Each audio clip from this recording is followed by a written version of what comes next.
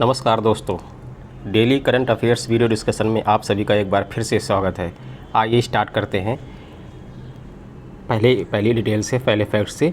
अंतर्राष्ट्रीय अंतरिक्ष स्टेशन के लिए पहला निजी अंतरिक्ष यात्री मिशन कौन सा है? Axiom mission. एक्सियोम मिशन एक प्राइवेट कंपनीज़ है, उसका एक मिशन है, उसी के नाम पर इसको नाम दिया गया है एक्सियोम मिशन। इसमें जितने भी यात्री हैं वो सभी जितने भी एस्ट्रोनॉट जा रहे हैं वो प्राइवेट पैसेंजर की तरीके से जा रहे हैं। ये जैसे नासा के एस्ट्रोनॉट नहीं है या दूसरे जो स्पेस एजेंसी हैं उसके एस्ट्रोनॉट नहीं है, ये प्राइवेट या व्यक्तिगत अपने खर्चे से स्पेस स्टेशन की यात्रा कर रहे हैं। और ये जो मिशन लॉन्च किया गया है वो स्पेस एक्स, जो टेस्ला का स्पेस एक्स है प्राइवेट फर्म, उसका जो रॉकेट है फॉल्कन 9, उस रॉकेट के माध्यम से ही ये जो निजी अंतरिक्ष यात्री मिशन लॉन्च किया गया है फॉल्कन 9 रॉकेट से। जैसे हमारे यहाँ सैटेलाइट को पृथ्वी की कक्षा में स्थापित करने के लिए PSLV और GSLV रॉकेट होते हैं, वैसे ही स्पेस एक्स के होते हैं फॉल्कन सीरीज़ से, फॉल्कन नाम से उनके रॉकेट होते हैं। और इसमें नासा भी एक हिस्सेदार है, क्योंकि जो जिस स्थान पर जा रहे हैं वो अंतरिक्ष space station, international space station ISA में, वो नासा का बनाया हुआ है। ठीक है, नेक्स्ट देखते हैं। नेक्स्ट है भारत में निर्मित विमान की पहली कॉमर्शियल उड़ान। भारत में निर्मित विमान की मतलब स्वदेशी विमान है, उसकी पहली कॉमर्शियल उड़ान कहाँ से कहाँ तक के बीच में हुई है?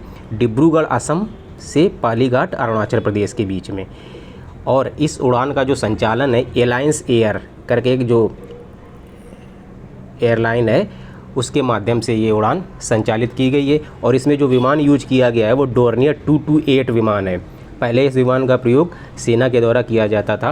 अब पूर्वोत्तर क्षेत्र की कनेक्टिविटी या फिर उड़ान स्कीम के तहत छोटे छोटे क्षेत्रों में हवाई यात्रा को संचालित करने के लिए इस तरीके की जो योजनाएं संचालित की जा रही हैं, उसमें एक मील का पत्थर साबित होने की उम्मीद है।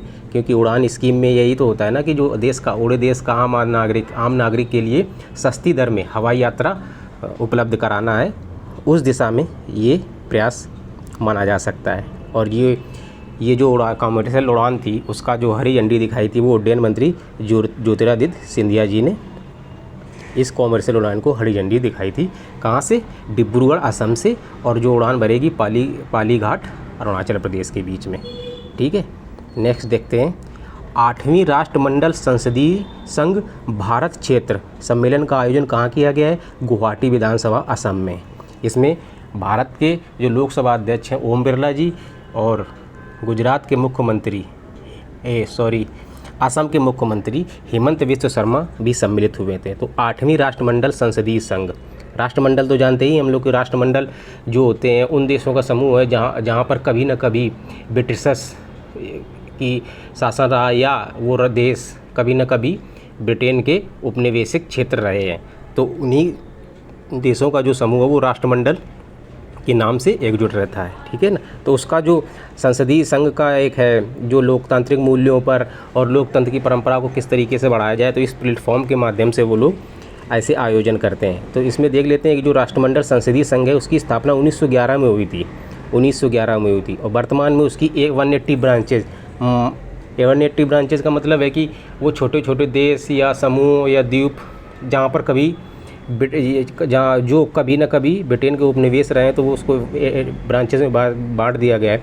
और जो भौगोलिक क्षेत्र में बांटा गया वो है अफ्रीका में बांट दिया गया, एशिया, ऑस्ट्रेलिया, ब्रिटिश आइलैंड और भूमध्य क्षेत्र के देश, कनाडा, कैरेबियन, अमेरिका और अटलांटिक भारत आदि क्षेत्रों में विभाजित कर दिया। ये जो 180 ब्रांचेज है वो 8 लगभग भौगोलिक क्षेत्रों में विभाजित कर दिया। वो भौगोलिक क्षेत्र हैं जैसे ये ब्रिटिश आइलैंड, भूमध्य के क्षेत्र के देश, कनाडा, कैरेबियन, अमेरिका, अटलांटिक और भारत। ये जो भारत क्षेत्र की है, अब ये जो सम्मेलन हो रहा है एक 8वां सम्मेलन है किसका? भारत क्षेत्र का। राष्ट्रमंडल संसदीय संयुक्त भारत क्षेत्र, ऑस्ट्रेलिया क्षेत्र, कनाडा क्षेत्र का भी हो सकता है, अमेरिका और अटलांटिक क्षेत्र का भी हो सकता है। तो ये भारत क्षेत्र की है वो 8वीं राष्ट्रमंडल संसदीय संघ की बैठक है। कहाँ पर आयोजित की गई है? गुवाहाटी में आयोजित की गई है ये बैठक। ठीक है ना। वर्तमान में जो इसके एक्टिंग प्रेसिडेंट हैं ये फरवरी 2021 से हैं। फरवरी 2021 से अभी इसको परमानेंट इसका प्रेसिडेंट अभी बने। तो इयॉन लिटिल ग्रेन हैं इनके जो एक्टिंग प्रेसिडेंट, जो वर्तमान में यूनाइटेड किंगडम की एक सांसद हैं, ठीक है, यूनाइटेड किंगडम की एक सांसद हैं, इयॉन लिटिलग्रेंस करके हैं, ठीक है ना। अंतर्राष्ट्रीय राष्ट्रमंडल संसदीय संघ के जो एक्टिंग प्रेसिडेंट है वो ये हैं महोदया, ठीक है। नेक्स्ट देखते हैं, सैटेलाइट की जानकारी साझा करने हेतु space situational awareness memorandum of understanding में हस्ताक्षर किए गए। किसने, किन किन देशों ने किए हैं? भारत और अमेरिका ने। स्पेस सिक्योरिटी पर लगभग काफ़ी 1-2 सालों से वार्ता चल रही थी, तो उसी को परिणत देने के लिए, उसी को एक रिजल्ट के रूप में समझौता जो है उस पर हस्ताक्षर भारत और अमेरिका ने कर दिए हैं। उसका नाम दिया गया है space situational awareness memorandum of understanding. ये सैटेलाइट की जानकारी साझा करने ये दोनों देश तैयार हो गए हैं इस मेमोरेंडम के माध्यम से, ठीक है। नेक्स्ट देखते हैं, राज्य ऊर्जा और जलवायु सूचकांक। राज्य ऊर्जा और जलवायु सूचकांक, इसको जारी करने वाला जो संस्था है वो नीति आयोग है, ठीक है। नीति आयोग राज्य ऊर्जा दक्षता सूचकांक जारी करती है। इसका उद्देश्य क्या है? इसका उद्देश्य डिस्कॉम के प्रदर्शन, ऊर्जा दक्षता, पर्यावरण स्थिरता सहित 6 मानकों पर राज्यों की और संघ शासित क्षेत्रों की रैंकिंग ये जारी करता है इस सूचकांक के माध्यम से नीति आयोग की। वो पर्टिकुलर राज्य के जो डिस्कॉम है, डिस्कॉम क्या होते हैं? वो जो डिस्ट्रीब्यूशन कंपनी होती है ना, जो विद्युत वितरण प्रणाली, जो विद्युत वितरण करती हैं जो कंपनियां, वो डिस्कॉम कहलाती हैं। और उसमें ऊर्जा दक्षता किस तरीके की है, पर्यावरण स्थिरता किस तरीके की, आदि 6 मानक लगभग उसमें शामिल किए गए हैं राज्य ऊर्जा दक्षता सूचकांक में, ठीक है। अब एक यहीं पे एक बताना कि जो डिस्कॉम के जो वित्तीय हालात है उसको सुधारने के लिए केंद्र सरकार ने एक उदय नाम की योजना चलाई है ना, उदय नाम की योजना, उदय नाम की एक स्कीम चालू कर रखी है। उसका क्या नाम है?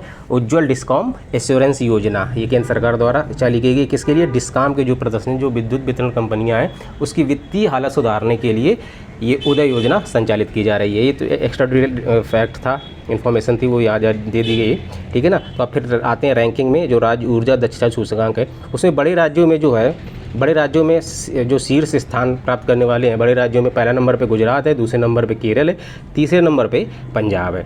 उसी में से फिर छोटे राज्यों में 3 कैटेगरी, जैसे नीति आयोग होता है ना, कभी कभी कैटेगरी वाइज दिखाते, बड़े राज्यों में, छोटे राज्यों में, या पहाड़ी राज्यों में, गैर पहाड़ी राज्यों में, तो कई कैटेगरीज होती हैं उसके सूचकांक, या कोई रिपोर्ट जारी करता है तो इस तरीके से राज्यों को अपनी सुविधा अनुसार बांट देता है। तो इसमें जो दक्षता सूचकांक है ऊर्जा का, उसमें उसने बांटा है बड़े राज्यों में, छोटे राज्यों में और संघ शासित क्षेत्रों में। तो बड़े राज्यों में हमारी जो शीर्ष रैंकिंग प्राप्त करने वाले राज्य हैं वो हैं गुजरात, केरल और पंजाब। छोटे राज्यों में मिला है गोवा, त्रिपुरा और मणिपुर। संघ शासित जो क्षेत्र हैं उसमें से शीर्ष स्थान प्राप्त करने वाला है चंडीगढ़, दूसरा स्थान प्राप्त किया दिल्ली ने, तीसरा स्थान किया है दमन और दीव ने, ठीक है। नेक्स्ट देखते हैं, वित्त मंत्री ने बजट 2022-23 में कितने डिजिटल बैंकिंग यूनिट खोलने की घोषणा की है? वो कितने घोषणा की है?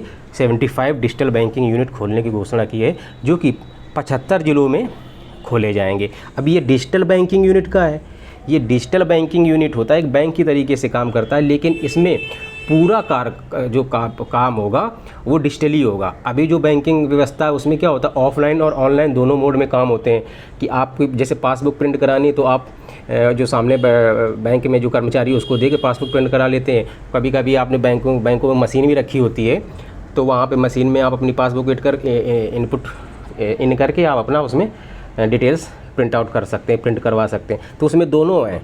डिजिटल बैंकिंग यूनिट की विशेषता है जो कि वो है कि मशीन रखी है उसमें पासबुक प्रिंट करा लें, वहाँ कर्मचारी भी हैं, वो आपको एश्योरेंस आपकी सहायता कर सकते हैं। लेकिन जब डिजिटल बैंकिंग यूनिट होगा, एक बैंक ऐसा होगा जहाँ सभी कार्य, जैसे चाहे पूछताछ वाली जो काउंटर होता है वो ना वहाँ ना हो गई, टेलर मशीन हो गई, सर्विस टर्मिनल होगा, सेल्फ सर्विस कार्ड मशीन हो गई, डॉक्यूमेंट अपलोडिंग मशीन हो गई, तो ये सब ऑनलाइन मोड में होगा। फिजिकली वहाँ पे उस तरीके से कार्य नहीं होगा, बिल्कुल कम्प्लीटली ऑनलाइन तरीके से होगा उसमें, ठीक है ना, डिजिटल बैंकिंग यूनिट में। और ये खोलने के कितने का प्रस्ताव रखा है 2022-23 में? 75 का। 75 जिलों में ये खोले जाएंगे। उसका नाम है डिजिटल बैंकिंग यूनिट, DBU। पूरी तरीके से डिजिटली होगा कार्य वहाँ पे। नेक्स्ट देखते हैं, एक मैगी तूफ़ान से प्रभावित देश है, तूफ़ान का नाम याद रखना और संबंधित देश याद रखना हमको। कौन सा देश? फिलीपींस। ठीक है। बिस्का महोत्सव हाल ही में मनाया गया है। कहाँ मनाया गया है? बिस्का महोत्सव नेपाल में मनाया गया है। इस महोत्सव में क्या होता है? भगवान भैरव की रथ यात्रा निकाली जाती है बिस्का महोत्सव में। कहाँ पर होता है? नेपाल में होता है। तो इसको हमको याद रखना है, ठीक है। इस वीडियो में फ़िलहाल इतना ही। वीडियो अच्छा लगा हो तो वीडियो को लाइक कीजिए, वीडियो को शेयर कीजिए, चैनल को सब्सक्राइब कीजिए। PDF के लिए लिंक है डिस्क्रिप्शन बॉक्स में दे दी गई है। नमस्कार, जय हिंद।